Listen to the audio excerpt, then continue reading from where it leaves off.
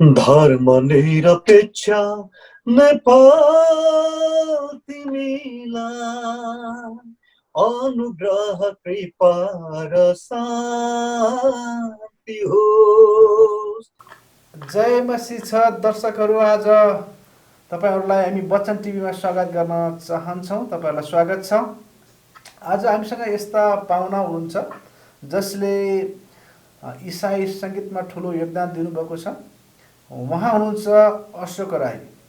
उहाँसँग उहाँको जीवन कथा व्यथा हामी सुन्नेछौँ। उहाँले कसरी येशू ख्रीष्टलाई पाउनुभयो, कसरी साङ्गीतिक क्षेत्रमा लाग्नुभयो र पास्टरले सेवा पनि गर्दै हुनुहुन्छ। यिनै विषयमा रहेर आज हामी छलफल कुरा गर्नेछौँ। हजुर जय मसी। जय मसी। कस्तो हुनुहुन्छ तपाईँ अहिले? परमेश्वरको अनुग्रह कृपाद्वारा म र मेरो परिवारहरू सबै हामी आराम कुशलै छौँ। हजुर छोटो रूपमा मैले तपाईँको परिचय दिएँ। तपाईँ एक गायक हुनुहुन्छ, क्रिस्चियन गायक। त्यसपछि तपाईँ पास्टर हुनुहुन्छ। त्यो बाहेक अरू केही गर्नुहुन्छ हजुर? क्रिस्चियन गायक र एउटा गोठालो सेवकाई लगायत घरको एउटा कुशल अभिभावकत्वको काम पनि गरिरहेको छु। अहिले तपाईँ कहाँ बस्नुहुन्छ? हजुर म गत 3 वर्षदेखि न्युयोर्क स्टेटको रचेस्टर सिटीमा म बस्ने गरेको छु। मेरो परिवार, मेरो मिसेस र मेरो नानी, मेरो छोरी, हामी 3 जना हामी रचेस्टरमा बसिराखेका छौँ। हजुर धेरै धन्यवाद छ यो जानकारीको लागि। सुरुमा जाउँ होला, तपाईँको जन्म कहाँ भयो, त्यसपछि तपाईँले सुसमाचार कसरी सुन्नुभयो र त्यसपछि तपाईँको जीवनमा कसरी परिवर्तन आयो भनेर यही कुरामा जाउँ होला सुरुमा। हजुर हजुर हुन्छ, धन्यवाद छ। विशेष गरी मेरो जन्म चाहिँ 2032 साल खोटाङ जिल्लाको हलेसी स्थित तिथुङ गाविस पन्थी भन्ने गाउँमा भएको र म त्यहाँनिर जन्मेँ। र त्यसको 3 वर्ष पछाडि मेरो बुवाले मलाई मधेसतिर झार्नुभयो, मधेस दमक झापामा। अनि मेरो बुवाले 2025 सालतिर त्यहाँनिर जग्गाहरू लिनुभएको थियो, 4 बिघा जति जग्गा त्यस बेला। मेरो बुवा भूतपूर्व ब्रिटिस आर्मीमा हुनुहुन्थ्यो र उहाँले यसरी खोटाङबाट आफ्ना केही परिवारहरूलाई सहजीकरणको निम्ति मधेसमा झार्नु भएको थियो। अनि उहाँ त्यसरी मधेसमा रहनु भएको थियो र मलाई नि 3 वर्षको समयमा उहाँले मधेस झार्नुभयो। मेरो पठन पाठन उच्च शिक्षाहरू सम्पूर्ण दमक झापामा नै पुरा भयो। र जहाँसम्म यहाँले मेरो परिवर्तनको विषयमा सोध्नु भएको छ, मैले यहाँलाई संक्षिप्त रूपमा बताउनु पर्दाखेरि मैले प्रभु येशू ख्रीष्टलाई 2049 साल असोज 25 मैले 25 गते मैले प्रभु येशू ख्रीष्टलाई मेरो प्रभु र मुक्तिदाता भनेर ग्रहण गरेको। जस बेला मैले 2048 सालमा एसएलसी दिएको थिएँ। अनि 2048 सालमा एसएलसी दिइसकेपछि त्यसपछि म दमकमा आफ्नो एसएलसीको सम्पूर्ण एसएलसी दिने कामहरू सिद्ध्याइसकेपछि म आफ्नो फेरि जन्मस्थान पहाडतिर म लागेँ भिजिटको लागि। अनि यसरी 48 साल वैशाखमा म लागेको, माफ गर्नुहोस् फागुनमा म लागेको थिएँ। अनि त्यसपछि चैत वैशाख 2 महिना जति म बसेर अनि त्यहाँबाट फागुनमा गएको। अनि फेरि म वैशाखमा म फेरि तराईतिर आफ्नो मधेसतिर फर्केँ खोटाङबाट। अनि यसरी फर्किने क्रममा म बिमारी, आकस्मिक बिमारी भएँ र पेटको बिमार थियो। एकदमै पेटहरू धेरै सुन्ने, पेटहरू एकदमै कराउने, पखाला गफ गर्ने, पेटहरू एकदमै ढाडी रहने, अनि यस्तो भएको थियो। त्यो भएर अनि त्यसपछि अब हाम्रो अधिकांश धेरै हाम्रो समाज, नेपाली समाजहरू धामी जातिहरूमा धेरै विश्वास गर्ने समाज थियो। धामीजीको जहाज आफूमा, अनि त्यसै अनुकूल मैले पनि धामी जातिहरू लगाउने कामहरू गरेँ। धामी जातिले अनि त्यसपछि धेरै उपचारहरू गर्ने उहाँहरूले हरकतहरू गर्नुभयो। जस अनुरूप उहाँहरूले मेरो पेटमा चाहिँ उहाँ झाँक्रीहरूले चाहिँ चुसेर चाहिँ मासुहरू पनि निकालेर देखाए। भेद कपट हो, बोक्सा बोक्सी तपाईँलाई लागेको छ, तपाईँलाई मार्नको लागि। अनि यसरी चाहिँ उहाँहरूले मलाई यी कुराहरू बताउनु भयो। अनि मलाई अब हामीलाई त्यसरी चाहिँ अलिकति प्रयोगात्मक रूपमा एउटा परीक्षणात्मक रूपमै उहाँहरूले त्यसरी आज भेदका त्यो मासुहरू देखाएपछि अब रातको समयमा चिन्ताहरू धामी झ्याङ्की चिन्ताहरू बसेर चाहिँ उहाँहरूले त्यसरी देखाउनु भएपछि विश्वास एक प्रकारको लागेको थियो मलाई।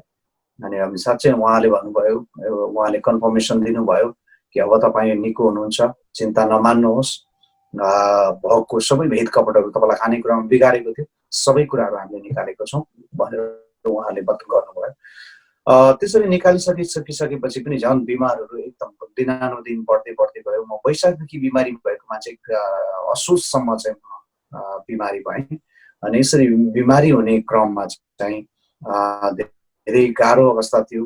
अनि धामी झाँक्री मात्रै नभएर पण्डितहरू लगाइयो, चिना बनाइयो, विभिन्न क्रियाकलापहरू गरियो निको हुनको लागि, तर कुनैले पनि मलाई निको बनाउन सकेन। लामाहरू पनि लगाइयो, लामाहरू, भिजुवाहरू, अनि त्यसपछि आयुर्वेदिक घरेलु औषधि उपचारहरू पनि गरियो, तिनीहरूले पनि कुनै पनि विषको उन्नाइस पनि हुन सकेन। अनि त्यसै गरी हस्पिटल चिकित्सक कहाँ गयो, चिकित्सकले पनि जाँच्नु भयो, चिकित्सकको दबाईहरू उहाँले प्रेस्क्राइब गर्नुभयो, उहाँहरूको दबाई उपचारहरूले पनि कुनै पनि प्रकारको फाइदा हुन सकेन। बिमार बढ्दै गइरहेको थियो। यति जटिल अवस्था थियो कि अब मेरो चाहिँ हाड छालाहरू एउटा स्केल्टन भन्छ के अरे इङ्ग्लिसमा, एउटा नर कङ्काल जस्तै एउटा शरीरमा आँटिसकेको थियो है। अनि गाउँको मान्छेहरूले, मेरो विशेष आफ्नो परिवारहरूले माया मारिसक्नु भएको थियो। अब म बाँच्दिनँ भन्ने कुराहरूमा उहाँ पुग्नु भएको थियो। अनि त्यस्तो अवस्था भइसकेको थियो। अनि त्यस्तो अन्तिम अवस्थामा चाहिँ आएर चाहिँ अनि मैले एक दिन चाहिँ मेरो घरमा एउटा चारात्मिक नियम भन्ने सानो पर्चा पुस्तिका भेटाएँ। अनि चारात्मिक नियम पर्चा पुस्तिका चाहिँ मेरो आफ्नो दाइले लिएर आउनु भएको थियो, उहाँको साथी विश्वासी हुनुहुन्थ्यो। अनि त्यसपछि पहिला त्यसरी ल्याउँदाखेरि त्यति धेरै सुसमाचारप्रति साह्रै धेरै झुकाव हुँदैन थियो। तर जब म त्यसरी चाहिँ एकदम सिरियस बिमारी भएँ, अनि त्यसपछि मलाई परमेश्वरले एक प्रकारले भन्यो भने अहिले परमेश्वरको ठुलो योजना रहेछ, उहाँको ठुलो छनौट पनि रहेछ, अनि उहाँको योजना र बोलावट पनि रहेछ। मलाई त्यो पर्चा पुस्तिका पढ्नुको लागि अगुवाई भयो। अनि पर्चा पुस्तिका पढ्दाखेरि मैले 4वटा कुराहरू त्यहाँनिर विशेष पोइन्ट मैले त्यहाँनिर भेट्टाएँ। अनि त्यसमा चाहिँ परमेश्वरले पहिलो बुधमा चाहिँ परमेश्वरले तपाईँलाई संसारलाई यस्तो प्रेम गर्नुभयो भन्ने कुरा थियो, परमेश्वरको प्रेम थियो। दोस्रो चाहिँ संसारमा मानिसहरू पापी भएको कुराहरू थियो। तेस्रोमा अनि प्रभु यीशु ख्रीष्ट हाम्रो पापको निम्ति बलिदान हुनुभएको कुरो थियो। अनि चौथोमा चाहिँ प्रभु यीशु ख्रीष्टलाई अब ग्रहण गरेर चाहिँ मुक्तिदाताको रूपमा ग्रहण गरेर चाहिँ परमेश्वरको सन्तान हुने त्यहाँनिर चाहिँ एउटा प्रावधान थियो, एउटा अप्सन थियो। अनि त्यहाँनिर त्यो एउटा उपाय थियो। अनि जब मैले त्यो पढ्दै गएँ, अनि पढ्दै अगाडि बढ्दै जाँदाखेरि के तपाईँ प्रभु यीशु ख्रीष्टलाई आफ्नो प्रभु र मुक्तिदाता भनेर ग्रहण गर्न चाहनुहुन्छ? यदि तपाईँ चाहनुहुन्छ भने तपाईँले यो प्रार्थनालाई आफ्नो प्रार्थना बनाउनुहोस् भनेर चाहिँ अनि त्यसपछि त्यहाँनिर एउटा निमन्त्रणा नै गरिएको थियो। अनि प्रार्थना, सानो एउटा प्रार्थनाको नमुना थियो। म अन्तिम अवस्थामा भइसकेको कारणले गर्दाखेरि मलाई बाँच्नु थियो। अनि सपना पनि मैले यस्तो देखेको थिएँ अन्तिम अवस्थामा आएर, अनि कालो घोडामा चाहिँ, अनि त्यसपछि जमराज काल पुरै सुतेर चाहिँ आराम गरेर चाहिँ म कहाँ आएको थियो, मेरो छेउबाट भएर ऊ अगाडि बढ्यो। अनि फेरि फर्केर आएर त्यसले निकै समयसम्म मलाई हेरेर अनि त्यसपछि गएको थियो। अनि त्यहाँबाट चाहिँ अब धामी झाँक्रीहरूले पनि त बाँच्दैनस् कुनै पनि हालतले भन्न थालेको थियो, घर परिवारहरूले पनि माया मारिसकेको अवस्था थियो। अनि त्यस्तो अवस्थामा चाहिँ अनि जब मैले त्यो सुसमाचार पर्चा पुस्तिका पढेँ, अनि मलाई जीवन चाहिएको थियो, म निको हुन चाहन्थेँ। सानैदेखि म 8 वर्षको उमेरदेखि नै एउटा अजम्बरी जीवनको खोजीमा थिएँ। सानैदेखि मलाई एउटा त्यो प्रकारको एउटा कौतूहलता, एउटा जिज्ञासा थियो कि मान्छे कहिले नमरे अजम्बरी जीवन पाएदेखि कस्तो राम्रो हुन्थ्यो होला भन्ने कुराहरू मलाई लाग्थ्यो। अनि त्यसै अनुरूप अनि त्यसपछि मैले त्यसरी चारात्मिक नियममा जब मैले त्यो कुराहरू पढेँ, अनि त्यो कुराहरू पढिसकिसकेपछि चाहिँ अनि मैले प्रभु येशू ख्रीष्टलाई ग्रहण गरेँ। त्यही प्रार्थनालाई आफ्नो प्रार्थना बनाए, घुँडा टेकेर स्वीकार गरेँ र प्रभु येशू ख्रीष्ट भने, प्रभु तपाईँले मलाई साँच्चै अब यो पेटहरू, यो सुनिने पेटहरूको यो रगतै रगत मेरो दिशामा नै रगतै रगत जान्थ्यो। अन्तिम अवस्था थियो, मासुहरू जस्तो खाए त्यस्तैहरू जान्थ्यो। अनि त्यस्तो अवस्था मैले प्रभुलाई भने, प्रभु तपाईँले साँच्चै मलाई योबाट निको बनाउनुहोस्, मलाई जीवन दिनुहोस्। तपाईँले मलाई यसबाट जीवन दिनुभयो भने म जीवनभरि तपाईँको गवाही सुसमाचारहरू अरू मानिसहरूलाई बताउनेछु भनेर मैले त्यतिखेर प्रार्थनामा एउटा प्रतिबद्धता पनि व्यक्त गरेँ। नबन्दी प्रभु यीशु ख्रीष्टले अचम्म प्रकारले उहाँले मलाई मैले जब प्रभु यीशुलाई ग्रहण गरेँ, आफ्नो हृदयमा बोलाएँ, अनि त्यसै रात प्रभु यीशु ख्रीष्ट देखा पर्नुभयो। अनि उहाँले भन्नुभयो, तिमी संसारको बाटोमा छौ, मेरो बाटोमा आऊ। अनि यति भन्नु सक्नु भएपछि अनि त्यसको चाहिँ 1 हप्ताभित्रमा अनि मेरो एकदमै त्यति धेरै ठुलो पेटहरू सुनिने मेरो त्यो अवस्था, रोग बिमारहरूबाट अनि प्रभुले मलाई पुरै निको बनाउनु भयो, चङ्गाईको दान दिनुभयो। मेरो रोग मात्रै, मेरो पेट भेद कपटले मलाई ग्रसित बनाएको थियो, त्यो रोगबाट मात्रै प्रभु येशू ख्रीष्टले मलाई निको बनाउनु भएन। तर यति अचम्मको कुरो त त्यहाँ थियो कि कहिले जीवनमा महसुस नगरिएको, अनुभव नगरिएको त्यो शान्ति, त्यो ईश्वरीय शान्ति, स्वर्गीय शान्ति र आनन्दले मेरो हृदयमा राज्य गरेको थियो। अनि म धेरै जीवनमा पहिलोचोटि म अत्यन्तै खुसी आनन्दित भएको छ त्यतिखेर नै थियो जब म निको भएँ, जब प्रभु यीशु ख्रीष्टले मलाई पाप क्षमा, रोग बिमारको चङ्गाईको साथसाथै उहाँले पापको क्षमाको निश्चयता दिनुभयो। अनि त्यहाँबाट चाहिँ मेरो जीवन परिवर्तन भयो, विश्वास छ। हामीलाई सेयर गर्नुभयो तपाईँको जीवन गवाई, तपाईँको भोगाई, तपाईँले एउटा पर्चाद्वारा पनि प्रभुले कति अचम्मको काम गर्नुहुन्छ भनेर तपाईँले यो आफ्नो अनुभवलाई सेयर गर्नुभयो। यो तपाईँलाई पेट जब फुल्थ्यो त्यसमा तपाईँले डक्टरलाई त देखाउनु भयो कि भएन? तपाईँले अघि धामीलाई देखाउनु भयो भन्नुभयो, झाँक्रीलाई देखाउनु भयो। हजुर हजुर, मैले डक्टरलाई देखाएँ। त्यतिखेरको दमकमा आजभन्दा 30 वर्ष अगाडि, यो 30 वर्ष अगाडिको नै अब घटनाक्रम हो है, 30 वर्ष अगाडिकै कुरा रहेछ। त्यतिखेर एकदम इन्डियाको एकजना ठाकुर डक्टर हुनुहुन्थ्यो, एकदमै सुपरिचित, अत्यन्तै क्षमताशील, एकदमै सक्षम डक्टर हुनुहुन्थ्यो। अनि त्यो डक्टर अहिले पनि उहाँले त्यो पेसाहरू आफ्नो उहाँको प्राइभेट क्लिनिक चलाइरहनु भएको छ। मैले चिकित्सक कहाँ देखाएकै थिएँ। हजुर। अनि उहाँले के भन्नुभयो तपाईँलाई? उहाँले पनि रोग बिमारहरू पत्ता लगाउनु भएन, सामान्य पेटहरूको औषधिहरू, पेटहरू सुनिने भएको सुनिन्थ्यो अनि अब रगतहरू त्यसरी जान्थ्यो। उहाँले सामान्य प्रकारको नै औषधि प्रेस्क्राइब गर्नुभयो। उहाँले त्यो रोग बिमारहरू चाहिँ भेट्टाउनु भएन, कारण यो अलिकति अब दुष्ट आत्माहरूबाट पनि यो अलिकति चाहिँ के थियो त भन्दाखेरि असर पारेको थियो, दुष्ट आत्माबाट पनि समस्याग्रस्त थियो। अर्को कुरो, अहिले संसारमा अहिले यो तन्त्र मन्त्र यन्त्र भन्ने कुरालाई विज्ञानले पनि अहिले धेरै पुष्टि गर्दै गर्दै गइरहेको अवस्था छ र डक्टरले रोग बिमारहरू चाहिँ पत्ता लगाउन सक्नु भएको छैन विश्वजी। हजुर, भनेपछि तपाईँलाई त्यसपछि पूर्ण रूपमा चङ्गाई भयो कि के भयो? विश्वास गर्नु? हजुर, त्यहाँदेखि हजुर, आज प्रभु यीशु ख्रीष्टलाई विश्वास गरेको 29 वर्ष नै भएछ। अचम्म छ प्रभुको यो प्रेम, उहाँको त्यो शक्ति, उहाँको अनुग्रह, उहाँको कृपा। त्यसरी चाहिँ बिमार भएको मान्छे त्यो बिमार कहिल्यै पनि फेरि फर्केर आएन। र जतिखेर म बिमारी अवस्थामा थिएँ त्यतिखेर जुन बोक्सा बोक्सीहरूले चाहिँ भेद कपट लगाएको मार्नको लागि चाहिँ हलोमा चाहिँ जसरी त्यो हलोको फालीमा चाहिँ करुवाहरू लगाएर चाहिँ ठोकेको हुन्छ, त्यसरी नै तँलाई ठोकेको छ, तँलाई त कुनै हालतले बाँध्दैनस्, तँलाई मार, तँलाई त मर्छस्, त्यसरी उनीहरूले भाकल गरेको छ भन्ने कुराहरू गाउँको धामी झाँक्रीहरू, धामी बिजुवाहरूले पनि बताउनु भएको थियो। अनि त्यसरी उहाँहरूले बताउनु भएको थियो। तर अब उहाँहरूले जे जसरी बताए तापनि अनि अन्तिममा परमेश्वरले यति अचम्म प्रकारले अनुग्रह गर्नुभयो कि मलाई प्रभु यीशु ख्रीष्टसँग मेरो इन्काउन्टर भयो।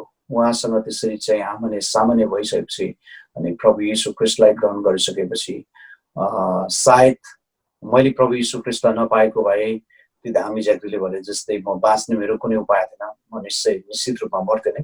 डक्टरहरूको उपचारहरूबाट, चिकित्सकहरूको उपचार, हस्पिटल चिकित्सकहरूको उपचारबाट पनि कुनै पनि सुधार भएको थिएन। अब अन्तिम अवस्था आइसकेको थियो र प्रभु यीशु ख्रीष्टले एकदम ठिक समयमा उहाँले मलाई उद्धार गर्नुभयो, बचाउनु भयो। मैले उहाँलाई चुनिनँ, तर उहाँ आफैले नै मलाई चुन्नुभयो। उहाँको चुनावलाई मैले स्वीकार गरेँ र यसरी प्रभुले मलाई बचाउनु भयो। पक्कै नै महत्त्वपूर्ण।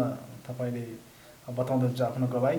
अनि जब तपाईँले यो गवाई अब पब्लिस हुन्छ, मानिसहरूले सुन्छन्, प्रभु येशूलाई चाहिँ जसले चाहिँ विश्वास गर्नुभएको छैन ती व्यक्तिहरूलाई यो चाहिँ एक प्रकारको चाहिँ हाँस उठ्दो कुरा हुन्छ होइन, त्यो कसरी त्यो सम्भव हुन्छ भन्ने पनि ती मानिसहरूले गर्दछन् होइन।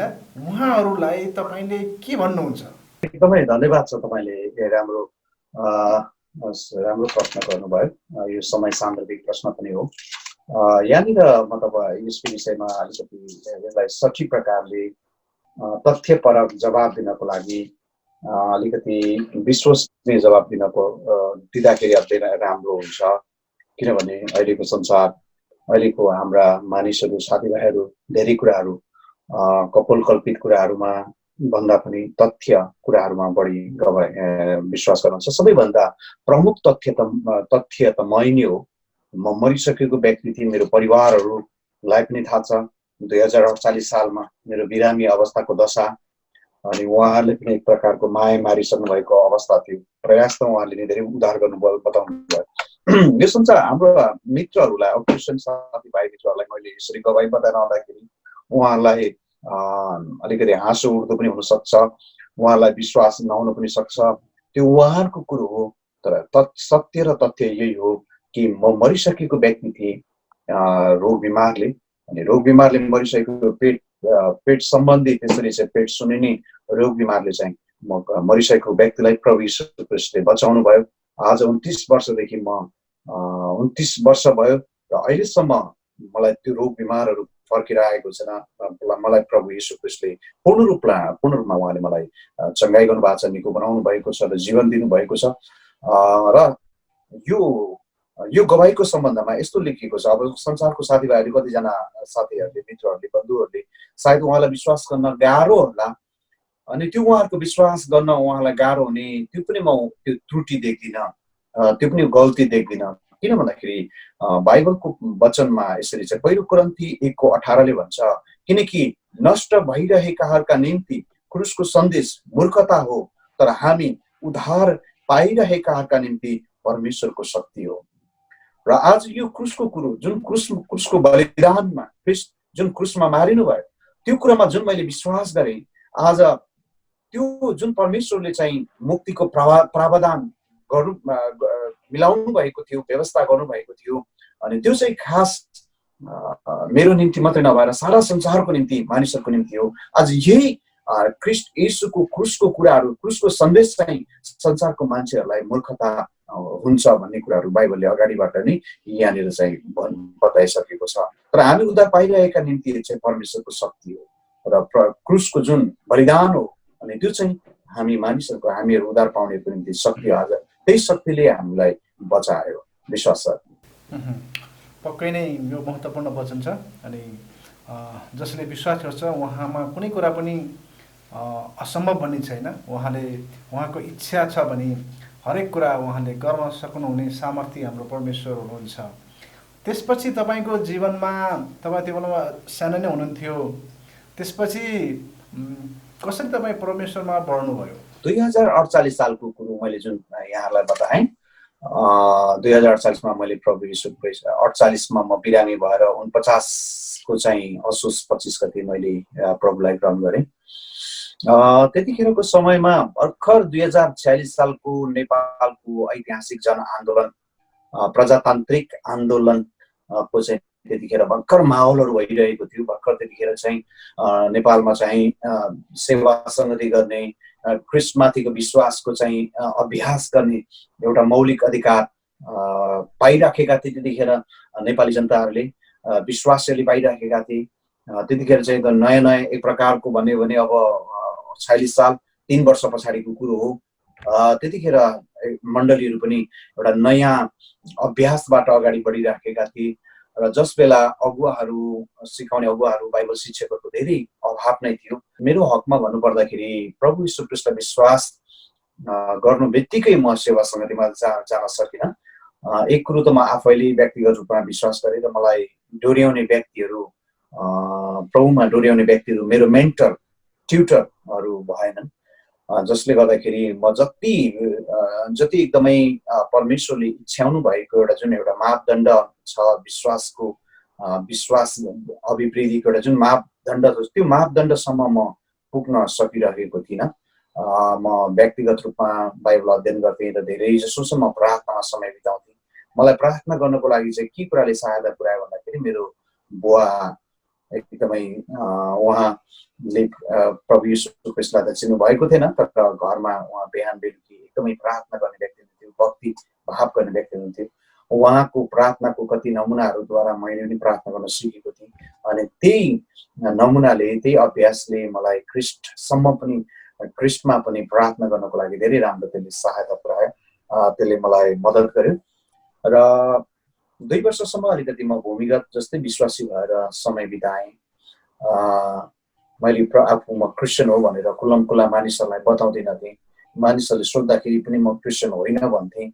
अनि एक दिनको कुरा चाहिँ के हो भन्दाखेरि चाहिँ एक दिनको कुरो चाहिँ म मोरङ जिल्लाको एक जग्गामा म स्कुलमा टिचिङ गरिरहेको थिएँ। अनि टिचिङ गरिरहँदाखेरि चाहिँ म त्यहाँ पनि बाइबल त म बोक्ने, एकदम बाइबललाई साह्रै प्रभु यीशु ख्रीष्ट बाइबललाई एकदम प्रेम गर्ने, तर विश्वास चाहिँ मानिसहरूको माझमा प्रदर्शन गर्न सक्दिनँ थिएँ। अनि मैले एक दिन चाहिँ यस्तो पढेँ, त्यहाँनिर पढ्दै जाँदाखेरि मर्कुस 8को चाहिँ 36मा मैले त्यहाँ 36-38मा पढ्दाखेरि के भेटाएँ भन्नुहुन्छ भने, यदि मैले मानिसहरूको अगाडि प्रभु यीशु ख्रीष्टलाई स्वीकार गरेँ भने प्रभु यीशु ख्रीष्टले पनि परमेश्वर पिताको अगाडि मलाई स्वीकार गर्ने।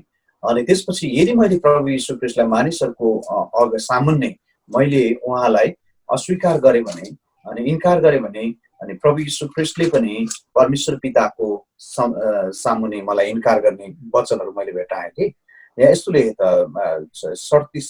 38मा चाहिँ खास रहेछ, मर्कुस 8:38मा, अनि यस बेविचारी र पापी पुस्तामा जो मदेखि र मेरो वचनदेखि शर्माउँछ, मानिसको पुत्र पनि आफ्नो पिताको महिमामा पवित्र दूतहरूसँग आउँदा त्यसरी नै शर्माउनेछ। यो वचनहरू मैले पढिसकेपछि चाहिँ अनि त्यहाँबाट र अर्को कुरो चाहिँ यसरी मैले यो वचनहरू पढेपछि मलाई ठुलो चेतावनी भयो। अनि त्यो समयदेखि चाहिँ मैले पश्चाताप गरेर मानिसहरूको अगाडि मैले प्रभु यीशु ख्रीष्टलाई स्वीकार गर्ने निर्णय गरेँ। अनि त्यहाँदेखि चाहिँ मैले कहिले पनि प्रभु यीशु ख्रीष्टलाई मानिसहरूको माझमा मैले इन्कार गरिनँ, तर मेरो मुक्तिदाता र प्रभु भनेर स्वीकार गरिरहेको छु। यसरी मेरो नयाँ छँदा चाहिँ विश्वासी जीवनहरू चाहिँ पहिलो नयाँ विश्वास हुँदाखेरि चाहिँ यस्तै प्रकारको सङ्घर्षबाट भएर अगाडि बढ्यो। सायद कोही मलाई राम्रोसँगले मलाई फलोअप गर्ने, मलाई राम्रोसँगले इक्विप गर्ने, है, मलाई विश्वासमा सुसज्जित गर्ने, निर्माण गर्ने व्यक्तिहरू मैले पाएको भएदेखि आज धेरै मैले आत्मिक उन्नति गरिसकेँ। धेरै प्रभुको राज्यमा कामहरूमा म साँच्चै धेरै नै मैले योगदान गर्नु थिएँ होला विश्वासी। पक्कै नै महत्त्वपूर्ण। त्यसपछि तपाईँ सेवाकाईमा चाहिँ कसरी प्रवेश गर्नुभयो? हजुर, बडो रोचक कुरो छ। मेरो सेवाकाईमा मैले 2000देखि चाहिँ मैले आफ्नो सेवाकाईमा आफ्नो जीवनहरू समर्पण गरेको। त्योभन्दा अगाडि चाहिँ म विश्वासी घरमा एकल विश्वासी भएको कारणले गर्दाखेरि एउटा ठुलो परीक्षा पनि आएको थियो। जतिखेर म नयाँ विश्वासी थिएँ अनि मेरो बुवाले मलाई दुईटा कुराहरूमा एउटा कुरा चुन्न लगाउनु भयो। जब म भूमिगत विश्वासी थिएँ, म लुकी छिपी गरिरहेको थिएँ, तर पछिबाट उहाँले के कुरा पत्ता लगाउनु भयो भने त्यहाँनिर हाम्रो घरदेखि अलिकति छेउमा परालहरूको एउटा माच थियो। अनि जहाँ एउटा अग्लो परालहरूको माच अनि त्यो माचमा त्यहाँनिर चाहिँ म लुकेर प्रार्थना गर्थेँ बेलुकी। अनि त्यो कुरो पनि उहाँले पछि थाहा पाउनु भएको छ। अनि त्यो कुरा थाहा पाउनुभयो। अनि त्यसपछि उहाँले किन प्रार्थना गर्छस् त, त्यहाँ घोडा टेकेर, म चाहिँ हामीहरू बिहान बेलुकी खडा भएर चाहिँ प्रार्थना गर्छौँ, अनि तैँले चाहिँ घोडा टेकेर चाहिँ किन प्रार्थना गर्छस् त, कि मुसलमानी धर्ममा लागिस् भनेर भन्नुहुन्थ्यो। उहाँले क्रिस्चियन पनि भन्नुहुन्न थियो। अनि के त पादरी भइस् भनेर भन्नुहुन्थ्यो। अनि उहाँले त्यसरी सोधपुछ गर्दै गर्नुहुन्थ्यो। अनि गाउँलेहरूले कति कुराहरू मेरो विषयमा उहाँहरूलाई सूचना गर्नुभयो, उहाँहरूलाई जानकारी गराउनु भयो म विश्वासी भएको कुराहरू। अनि त्यसपछि मलाई बुवाले चुन्नु लाउनु भएको थियो, धन सम्पत्ति चुन्ने कि प्रभु यीशु ख्रीष्टलाई चुन्ने। अनि यसरी चाहिँ दुईटा कुरा चुन्न लगाउनु भएको थियो। अनि त्यस कुराहरूमा मैले भने म धन सम्पत्ति पनि छोड्दिनँ, प्रभु यीशुलाई पनि छोड्दिनँ, तपाईँहरूलाई पनि छोड्दिनँ भन्ने कुराहरू मैले गरेँ। परिवार र धन सम्पत्ति के प्रभु यीशु ख्रीष्ट। अनि अन्तमा उहाँले एउटा कुरा तैँले सुन्नै पर्छ भन्नुहुन्थ्यो। मेरो बुवा फौजी आर्मी हुनुभएको कारणले उहाँले भनेको कुराहरू हामीले मान्नै पर्ने थियो। त्यसरी मैले प्रभु यीशु ख्रीष्टलाई नै सुनेर म घरबाट निक्लेर हिँडेको अवस्था थियो। त्यसरी घरबाट निक्लेर हिँड्दाखेरि अनि मेरो आफ्नो म त्यतिखेर मैले आइए क्लासहरू मेरो आइए चाहिँ मैले पढाइ मेरो त्यहाँसम्म पुगेको थियो। अनि मैले त्यसपछि आफ्नो सर्टिफिकेटहरू आफ्नो नागरिकताहरू त्यतिखेर चाहिँ मैले काठमाडौँमा राखेको थिएँ। त्यतिखेर काठमाडौँमा मैले छोडेको थिएँ। अनि मलाई घरबाट म त्यसरी निस्किसकेपछि चाहिँ मैले प्रभु यीशुलाई म चुन्छु भनेर निस्किसकेपछि अनि धेरै ठुलो कठिनाइहरू आयो। काठमाडौँमा मेरो आफ्नो दिदी बेनाजुकोमा राखेको थिएँ मैले त्यो सम्पूर्ण मेरो नागरिकता सर्टिफिकेटहरू। अनि त्यो लिएर चाहिँ म धनकुटातिर चाहिँ टिचिङ गर्नको लागि लागिरहेको थिएँ। तर घरबाट निस्कने बेलामा चाहिँ मैले एउटा कुरा मलाई परमेश्वरले सिकाउनु भयो, अगुवाई गर्नुभयो। मैले घरबाट निस्कने बेलामा चाहिँ मेरो बुवाबाट चाहिँ मैले आशीर्वाद मागेँ। म घरबाट यसरी निस्केर जानुभन्दा अगाडि चाहिँ कृपया मलाई आशीर्वाद दिनुहोस् भनेर मैले आशिष मागेँ। अनि मेरो बुवाले मेरो हातमाथि, मेरो टाउको शिरमाथि चाहिँ उहाँले चाहिँ हात राखेर आशीर्वाद दिनुभएको थियो। म त्यसरी निक्लेर हिँडेको थिएँ र सर्टिफिकेटहरू लिनको लागि म गएको थिएँ काठमाडौँ। यो 2052 सालको त्यहाँ 51 सालतिरको कुरो हो। अनि त्यसपछि त्यो सर्टिफिकेटहरू लिएर चाहिँ त्यसपछि म फर्कने क्रममा मेरो गाडीमा खाना खाँदाखेरि गाडी छुट्यो। अनि गाडी त्यसरी छुटेर मेरो सबै सर्टिफिकेटहरू सबै हराएको थियो। र 1 महिना पछाडि अनि मैले त्यो सर्टिफिकेटहरू, मेरो आफ्नो बाइबल, मेरो आफ्नो नागरिकताहरू भेट्टाएको थिएँ। त्यसरी परमेश्वरले अचम्म प्रकारले मलाई ठुलो सङ्कष्टबाट भएर उहाँले मलाई त्यतिखेर उद्धार गर्नुभएको थियो, बचाउनु भएको थियो। अनि त्यसपछि म प्राय त्यति घरमा रहेन, बाहिर रहेँ। अनि पछिबाट अनि 2000मा चाहिँ मैले विवाह पनि गरेँ बेलडाङ्गी क्याम्पमा आदरणीय पास्टर सामुएल खवासको उहाँको साइली छोरी कमला खवाससँग मैले उहाँसँग मेरो विवाह सुसम्पन्न भयो। अनि यसरी विवाह पछाडि अनि परमेश्वरको सेवकाईमा म जेएफए क्याम्पस क्रुसेडको 100 दिनको तालिम पोखरामा मैले गर्न सफल भएँ। त्यसको लगत्तै अनि त्यसपछि जेएफए बाइबल कलेजमा पनि मैले तालिम गर्ने मौका पाएँ। र 3 वर्ष जति बाइबल कलेजमा मैले तालिम गरिसकेपछि उहाँसँग 4 वर्ष फिल्ड सेवकाई स्याङ्जाको गल्याङमा, अनि त्यसपछि त्यहाँनिर समय हाम्रो बित्यो 4 वर्ष। अनि त्यहाँ 2007सम्म गल्याङमा हामीले सेवकाई गऱ्यौँ, 2003देखि। अनि त्यहाँबाट अनि फेरि काठमाडौँ, त्यसपछि हामी काठमाडौँतर्फ लाग्यौँ। यसरी विश्वास छ 2000देखि चाहिँ अनवरत रूपमा सेवकाईमा हामी लागि परेका छौँ। यसरी महत्त्वपूर्ण सेवकाई बारेमा जानकारी दिनुभयो, धेरै धन्यवाद छ। अनि तपाईँ अघि सुरुमै हामीले भनेका छौँ तपाईँ एक गायक हुनुहुन्छ।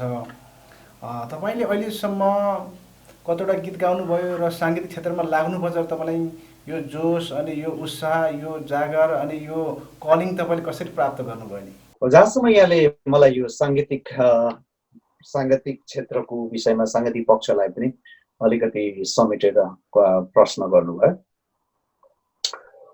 साङ्गीतिक क्षेत्रको विषयमा कुरा गर्नुपर्दा, साङ्गीतिक विधाको विषयमा कुरा गर्नुपर्दाखेरि म सानैदेखि एकदमै सङ्गीत मन पराउने व्यक्ति। सानैदेखि मैले अब त्यतिखेरको हाम्रो समयमा अब हामीसँग धेरै विद्युतीय माध्यमहरू, गीतहरू, सङ्गीतहरू बजाउने उपकरणहरू धेरै नै दुर्लभ थियो, कमी थियो। एउटा गाउँघरमा चाहिँ एउटा टेप रेकर्ड हुँदाखेरि पनि त्यसको वर्चस्व अनि त्यसको भनौँ न एउटा प्रतिष्ठा छुट्टै हुन्थ्यो। यसले गर्दाखेरि यहाँले कतिको याद गर्नुभएको छ र हाम्रा अहिले जतिजना भिडियो हेर्नुहुने साथीहरू जतिजना हुनुहुन्छ यहाँहरूलाई पनि सायद कतिपयलाई थाहा होला। त्यतिखेरको आजभन्दा 30-35 वर्ष अगाडिको कुरो, अथवा झन्डै 35 वर्ष अगाडिको कुरो, 30-35 वर्ष अगाडिको कुरो हेर्दाखेरि पुरामा त्यतिखेरको समय जस्तो एउटा जमाना थियो कि घडीहरू चाहिँ देखाएर चाहिँ फोटो खिचिन्थ्यो, रेडियोहरू भिरेर चाहिँ फोटो खिचिन्थ्यो। सायद अहिले पनि त्यसरी चाहिँ घडीहरू देखाएर चाहिँ रेडियोहरू चाहिँ भिरेर फोटो खिचेर चाहिँ हामीले चाहिँ पब्लिस गर्ने हो भने कति मान्छेलाई अचकाले हाँस उठ्छ होला होइन। एक समय त्यो थियो। अनि जस बेला टेप रेकर्डहरूमा चाहिँ रिलमा चाहिँ बजाइन्थ्यो। अनि म एकदमै धेरै सङ्गीत मन पराउने मान्छे। अनि त्यतिखेरको समयमा सबैजनाको मनोरञ्जनको आधारहरू अहिलेको जस्तो हाम्रो यो विभिन्न फोनहरू, आइफोनहरू, अहिलेको यो इन्टरनेटको दुनियाँ थिएन। र त्यतिखेर चाहिँ मान्छेको मनोरञ्जनको साधन भनेको नै रेडियो थियो, अथवा यो रेडियो नेपालले धेरै त्यतिखेर चाहिँ सहायता गरेको थियो। रेडियो नेपालबाट धेरै गीतहरू बस्थे, आधुनिक गीतहरू बस्थे, लोकगीतहरू बस्थे। अनि पछिबाट हुँदै हुँदै विकास हुँदै हुँदै गर्दाखेरि अनि त्यसपछि क्यासेटहरूमा चाहिँ गीतहरू आउँथ्यो। अनि जब जब त्यो क्यासेटहरूमा गीतहरू बस्थ्यो, घन्किन्थ्यो, शम्भु राईको गीतहरू म अक्सर गरेर सुनेका थिएँ। अनि उहाँको गीतहरू सुन्दाखेरि चाहिँ मेरो बाल मस्तिष्कमा एकदमै त्यसको प्रभाव परेको थियो। म पनि भविष्यमा गएर गायककार, सङ्गीतकार बन्न पाए हुन्थ्यो भनेर सानैदेखि म एकदमै चाहना, इच्छा राख्थेँ। अनि त्यसपछि गाउँघरमा हामी आफैले चाहिँ होममेड बाँसुरीहरू बनाएर खोपेर चाहिँ बजाउने गर्थ्यौँ। अनि यस्तो प्रकारको एउटा ट्रेन्ड पनि चलेको थियो। मेरो सानो 12 घडी दमक 17 हालको चाहिँ हाल चाहिँ अहिले 10 भएको छ। अनि त्यहाँनिर चाहिँ सबै गाउँघरमा चाहिँ भाइहरू, साथीभाइहरू, गाउँलेहरूमा, छिमेकीहरूमा बाँसुरी बजाउने एउटा ठुलो होट माहौल नै चलेको थियो। अनि एक प्रकारले हाम्रो आनन्द लिने माध्यम साधन पनि त्यही थियो, सङ्गीतहरू। अनि यसरी चाहिँ त्यो गीतहरू, सङ्गीतहरू बस्थ्यो, त्यसको झङ्कारहरू अनि त्यसको मूर्छनाहरूले मलाई धेरै प्रभाव पार्थ्यो। अनि यसरी चाहिँ म पनि भविष्यमा एउटा गायक, सङ्गीतकार बन्छु भन्ने मैले सानैदेखि एउटा उद्देश्य लिएको थिएँ। अनि त्यसै उद्देश्य अनुरूप मेरो प्रेरणाको स्रोत शम्भु राई, उहाँका गीतहरू, आधुनिक गीतहरू, लोकगीतहरू, राष्ट्रिय गीतहरूले मलाई धेरै प्रभावित पार्यो। र अक्सर गरेर सबै गायकहरूको गीतहरू सुनिन्थ्यो। तै पनि मलाई शम्भु राई चाहिँ मेरो एकदम बेस्ट अफ र फेभरेट मेरो सिङ्गर हुनुहुन्थ्यो, म्युजिसियन हुनुहुन्थ्यो। अनि उहाँको प्रेरणाद्वारा पनि म सङ्गीत क्षेत्रमा अगाडि बढेँ। र अहिले पनि सङ्गीत क्षेत्रप्रति मेरो त्यतिकै चाहना, इच्छा, रुचि र लगाव छ विश्वास छ। तपाईँले अहिलेसम्म तपाईँको गीत कतिवटा रेकर्ड गरिसक्नु भएको छ? अहिलेसम्म मैले त्यस्तै गीतहरू अरूहरूको एल्बममा पनि गाएको गीतहरू गर्दा लगभग मैले 30 वटा जति गीतहरू गाइसकेँ होला विश्वास छ। अब हामी अन्तिममा छौँ होइन। तपाईँको एउटा गीत सुनौँ होला, तपाईँकै स्वरबाट, तपाईँकै मुखाग्रबाट। त्यसपछि हामी यस अन्तर्वार्तालाई अन्त्य गर्नेछौँ। हुन्छ, धेरै धन्यवाद छ। मेरो दोस्रो एल्बम अदित्य प्रेम को चक्काबाट म तपाईँलाई एउटा राष्ट्रिय गीत सुनाउन चाहन्छु, जुन राष्ट्रिय गीत धेरै हाम्रा क्रिस्चियन साथीभाइहरूले, अक्रिस्चियन साथीभाइहरूले, सबै तह तब्काका साथीभाइहरूले, व्यक्तित्वहरूले मन पराउनु भएको गीत र यसलाई उहाँले हृदयगम गर्नुभएको गीत म तपाईँहरूको माझमा सुनाउन चाहन्छु। धर्मनिरपेक्ष नेपाल तिमीलाई अनुग्रह, कृपा, शान्ति होस्। जतिखेर नेपालमा धर्मनिरपेक्षताको ठुलो दोस्रो जनआन्दोलन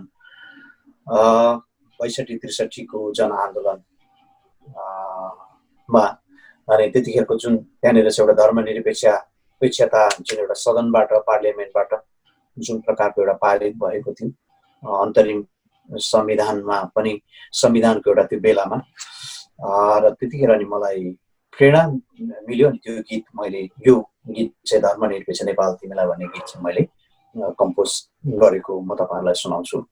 धर्मनिरपेक्ष नेपाल तिमीलाई अनुग्रह, कृपा र शान्ति होस्। धर्मनिरपेक्ष नेपाल तिमीलाई अनुग्रह, कृपा र शान्ति होस्। नयाँ नेपाल, नयाँ इतिहास, कोरिएका पानाहरू आशिषित बनोस्। आशिषित बनोस् धर्म निरपेक्ष नेपाल तिमीलाई।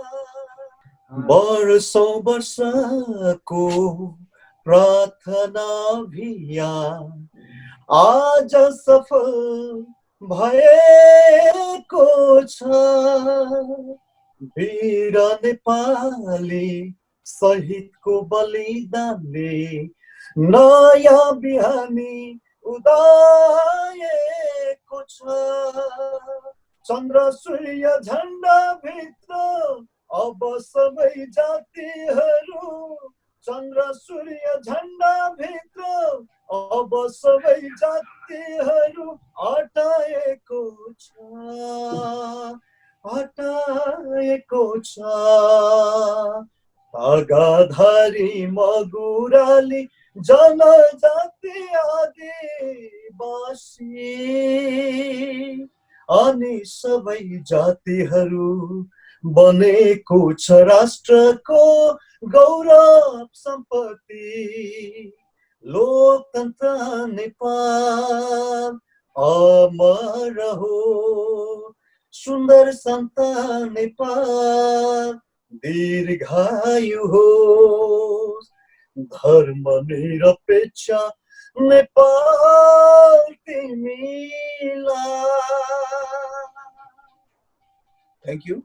धेरै धन्यवाद सर, एकदमै तपाईँको मिठो स्वरबाट यसरी देशको धर्मनिरपेक्षको विषयमा लेख्नुभएको महत्त्वपूर्ण गीतको लागि सम्पूर्ण दर्शकहरूलाई पक्कै नै मन पराइरहनु भएको छ। यो गीतलाई अझै पनि यसका गीतहरू चाहिँ तपाईँको चर्चा परिचर्चा हुन्छन्, तपाईँको धेरै गीतहरू छन्। अन्तिममा छौँ हामी, जाँदा तपाईँ के भन्न चाहनुहुन्छ? हजुर, सर्वप्रथम म तपाईँलाई एकदमै व्यक्तिगत रूपमा वचन टिभी फ्यामिलीलाई धेरै धन्यवाद दिन चाहन्छु, जोहरू तपाईँहरूले यसरी चाहिँ एउटा महत्त्वपूर्ण मौका समय दिनुभयो। वचन टिभी म निहालिरहन्थेँ र धेरै साथीभाइहरूलाई वचन टिभीको विषयमा सेयर पनि गरिरहेको थिएँ, गरिरहेको छु र गरिरहनेछु। अनि तपाईँहरूलाई विशेष गरी धेरै धन्यवाद छ। कहिले वचन टिभीमा मेरो पनि समय आउँछ गवाईहरू बाँड्ने, आशिषहरू बाँड्ने भन्ने एउटा पर्खाइमा थिएँ। साँच्चै म आफूले इच्छ्याउनु र वचन टिभी आफैले खोज्नुमा धेरै फरक थियो। यहाँहरूले मौका दिनुभयो, प्लेटफर्म दिनुभयो, तपाईँहरूलाई एकदमै धेरै धेरै धन्यवाद छ। र जाँदा जाँदै म अन्तिममा जति पनि अहिलेसम्म मलाई हेरिरहनु हुने मेरा साथीभाइहरू, मित्रहरू, बन्धुहरू जति हुनुहुन्छ, यहाँहरूलाई म अन्तिममा के सन्देश दिन चाहन्छु भने अहिले जुन विश्व संसार अहिले महामारी सङ्कष्टबाट भएर गइरहेको छ, धेरैको आङ्कलन थियो सायद गर्मी लागिसकेपछि, सरगर्मी बढ्दै गइसकेपछि कोरोना भाइरसहरू काबुमा आउँदै जाला, नियन्त्रणमा आउँदै जाला। सायद जाडोको कारण, जाडोको समयमा धेरै संसारमा यसले अच्छाखाली नोक्सान पुर्याइरहेको थियो अनि सायद यो घटेर जाला भन्ने अनुमान थियो। मेरो आफ्नो पनि अनुमान थियो र अमेरिकामा पनि हामी धेरैजनाले अनुमान गरिरहेको थियो। तर त्यसको ठिक विपरीत अहिले यो कोरोना भाइरस नियन्त्रणदेखि बाहिर गइरहेको छ। अमेरिकाको पनि टेक्सास र क्यालिफोर्नियामा एकदम धेरै द्रुत गतिमा बढिरहेको छ। र यसको मतलब यो छ कि अब अहिले संसारमा धेरै महामारी विपत्तिहरू भइरहेको छ। र बाइबलमा हामी बाइबलमा यहाँनिर चाहिँ मत्ती 24 अध्यायमा हामीले अध्ययन गऱ्यौँ भने त्यहाँनिर हामी चाहिँ संसारको अन्त्यको दिनहरूमा महामारीहरू, रोग बिमारहरू, महामारीहरू बढ्ने कुरामा प्रभु यीशु ख्रीष्टले 2000 वर्ष अगाडि उहाँले भविष्यवाणी गर्नुभएको छ। र यो विभिन्न इतिहासको कालखण्डमा यो भविष्यवाणीहरू अक्षरशः पुरा भइरहेको छ। 68 वर्ष अगाडि पनि त्यस्तै ब्ल्याक प्लेग एउटा कालो चाहिँ महामारी रहेछ, जसले गर्दाखेरि 1 करोड जति मानिसहरू संसारमा मरेको कुराहरू हामीले भेटाउँछौँ, सूचनाहरू हामी त्यो जानकारीहरू पाउँछौँ। र अहिले जुन प्रकारले बढिरहेको छ यो एउटा कास्टिङको रूपमा आइराखेको छ र सायद यस पछाडि अझ धेरै नै सङ्कष्टहरू हाम्रो मानव संसारमा, जगतमा सङ्कष्टहरू आउनेवाला नै छ। त्यसले गर्दाखेरि सम्पूर्ण जतिजना तपाईँहरू हेरिरहनु भएको छ र यहाँहरू जतिजनाले प्रभु यीशु ख्रीष्टलाई विश्वास गरिनु भएको छ, यहाँहरूले आफ्नो स्वास्थ्य क्षेत्रमा र यो महामारी विपत्तिमा सचेतना अपनाउनु होला, सेफ रहनु होला र तपाईँहरू घरमा हिँड्दाखेरि तपाईँले कम्तीमा पनि आफ्नो सुरक्षाको व्यवस्थापन गर्नुहोला। र अरू जतिजना मित्रहरू हुनुहुन्छ जोहरू तपाईँहरूले प्रभु यीशु ख्रीष्ट अहिलेसम्म तपाईँहरूले विश्वास गर्नुभएको छैन, चिन्नुभएको छैन, ग्रहण गर्नुभएको छैन, तपाईँहरूलाई अन्तिममा मेरो के सन्देश छ भन्दाखेरि यो सङ्कष्टहरू समस्याहरू आइरहन्छ। हाम्रो जीवनमा सबैभन्दा महत्त्वपूर्ण कुरो चाहिँ हामीले के साँच्चै हाम्रो मरिसकिसकेपछि हाम्रो आत्माले के उद्धार पाउँछ कि हामीले अजम्बरी जीवन पाउँछौँ, यो कुरो चाहिँ एकदमै महत्त्वपूर्ण प्रश्न हो। यसले गर्दाखेरि हाम्रो जीवनको सफलता प्रशस्तता सधैँभरि रहिरहँदैन। यसले गर्दाखेरि निश्चय नै हिब्रूको पुस्तक 9:27 भन्छ, मानिस एकचोटि मर्नु र त्यसपछि इन्साफ त मान्छेको तोकिएको छ भन्छ है। यसले गर्दाखेरि हामी मृत्यु पछाडि चाहिँ हाम्रो आत्मा कहाँ जाने, हाम्रो आत्मालाई कसरी बचाउने, यो चाहिँ सबैभन्दा महत्त्वपूर्ण कुरो हो। किनकि हाम्रो शरीरमा मात्रै हामी मर्दैनौँ प्रिय साथीहरू, कि हाम्रो शरीर मरिसकेपछि दुईटा कुरा आउँछ, कि अनन्त जीवन कि अनन्त मृत्यु। ख्रीष्ट येशूलाई जबसम्म हामीले मुक्तिदाताको रूपमा ग्रहण गर्दैनौँ, उहाँलाई स्वीकार गर्दैनौँ, हाम्रो पापबाट पश्चाताप हामी गर्दैनौँ, तबसम्म हामीले हाम्रो अजम्बरी जीवनको अनन्त जीवनको ग्यारेन्टी हुँदैन। तर प्रभु यीशु ख्रीष्टमा जब हामीले पाप स्वीकार गर्छौँ, उहाँलाई ग्रहण गर्छौँ मुक्तिदाताको रूपमा, उहाँले हामीलाई अजम्बरी जीवन दिने ग्यारेन्टी गर्नुभएको छ। र त्यो अजम्बरी जीवनको हकवाला साझेदार तपाईँ पनि बन्नुहोस् भन्ने म इच्छा गर्दछु। र जतिजना तपाईँहरूले मलाई साथ दिनुभयो, हेरिदिनु भयो, तपाईँहरू सम्पूर्ण श्रोताहरूलाई, तपाईँहरू सम्पूर्ण दर्शकहरूलाई पनि एकदमै धेरै धेरै धन्यवाद। हुन्छ, तपाईँको यो बहुमूल्य समयको लागि र बहुमूल्य विचारको लागि हामी धेरै धन्यवाद दिन्छौँ। आजलाई छुट्छौँ, अब कुनै बेलामा अर्को अन्तर्वार्ता भेट्नेछौँ। जय मसीह। हस्, जय मसीह।